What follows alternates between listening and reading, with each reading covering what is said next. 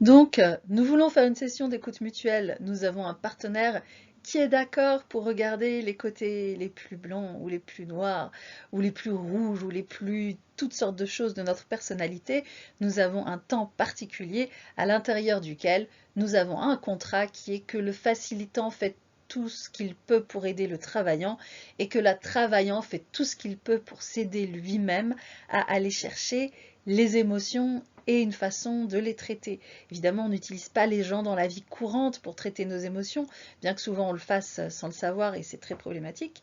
Mais non, en écoute mutuelle, l'engagement, c'est de traiter les questions émotionnelles en session et d'être positif et intelligent vis-à-vis des autres le reste du temps. On sait que les émotions et leur expression sont fondamentales dans les sessions d'écoute mutuelle. On cherche comment utiliser son temps pour se libérer de tout ce qui nous entrave et des sentiments qui nous bloquent et des habitudes de pensée qui nous limitent.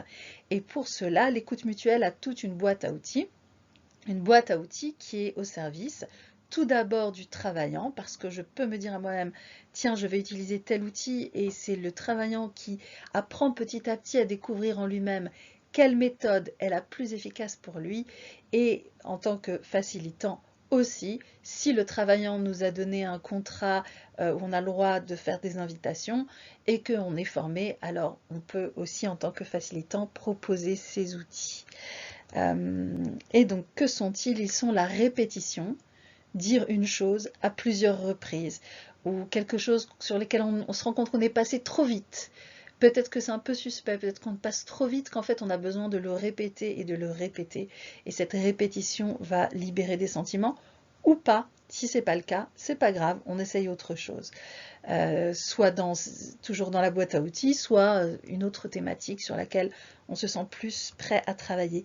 L'exagération, ça consiste, quand on a dit une chose, à la répéter, certes, mais en l'amplifiant à chaque fois, en amplifiant par le ton de la voix, en amplifiant par la position du corps, en amplifiant par les mots qui sont prononcés.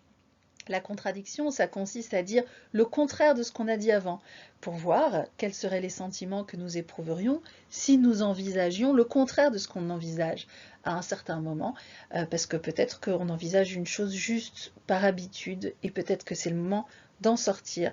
Donc on a plein de façons différentes de contredire une chose, et on reverra toutes ces méthodes par la suite pour les approfondir. Donc on a cette contradiction-là, on peut contredire encore une fois dans le contenu, dans la position du corps et dans la force de la voix. Par exemple, si je dis « je suis très forte », vous voyez qu'il y a peut-être ici un peu une contradiction aussi. Le scanning, ça consiste à regarder les autres situations dans le passé où nous avons vécu quelque chose qui ressemblait, rencontré une personne qui ressemblait à la personne avec laquelle on a des soucis, rencontrer une émotion qui est la même que celle que on vit maintenant, ou une réaction qu'on a maintenant, et de voir où elle était également dans le passé.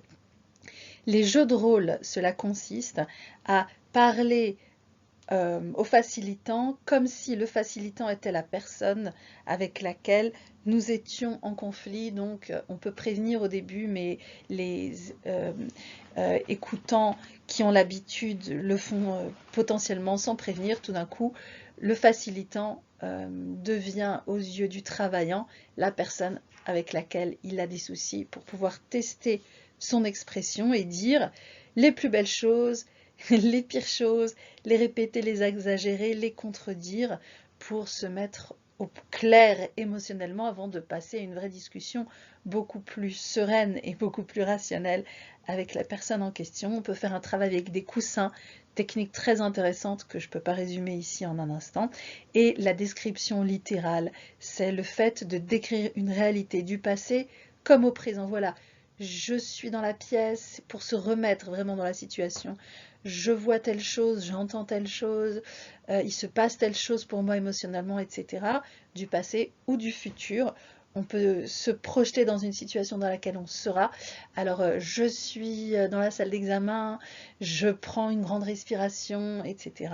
pour se projeter vers l'avenir. Et il y a de nombreuses autres méthodes, d'où les 3 petits points qui suivent, mais le fait de connaître en première approche ces méthodes vous permet de comprendre à quel point ce que nous disons dans une session d'écoute mutuelle n'est pas la vérité, puisqu'on peut répéter des choses, on peut les exagérer comme on ne le ferait pas dans la vie courante, on peut dire le contraire comme on ne le ferait pas dans la vie courante, on peut même dire des gros mots, etc. Donc voici quelques ustensiles, quelques outils expliqués très rapidement de la boîte à outils de l'écoute mutuelle que vous pouvez utiliser dans votre propre temps comme travaillant et quand vous serez plus avancé, que vous pourrez utiliser pour les proposer à votre travaillant quand vous serez facilitant.